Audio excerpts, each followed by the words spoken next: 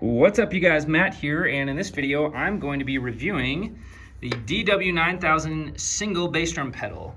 Now the only thing I don't have in this video is the bag that comes with it, but it's a bag. It's pretty self-explanatory. So I'll show you around. We've got the double chain drive here. This thing is about the most redundant covering your butt pedal I've ever seen, where there are not one but two screws holding this bass drum beater in and a lock.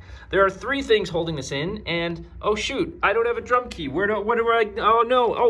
There's a drum key built into this thing that you can just detach, tighten, loosen, whatever. You've got it attached, and it's one of the like high torque kinds with a lever. It's way easier to use. We've also got this lever down here, or this wing nut that tightens this to our bass drum, which hopefully we do not crush the hoop. But this thing's got ridges on it to grip that.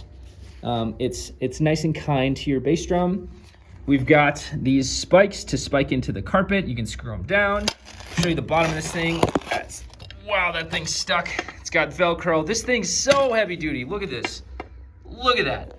There's those spikes right here. Everything's adjustable. You can lower that into the carpet so the thing's not going anywhere, but the Velcro itself is so powerful. So this thing's not going anywhere. We've got redundant here as well with two screws holding this spring in place. Adjustable spring tension, adjustable beater rest position.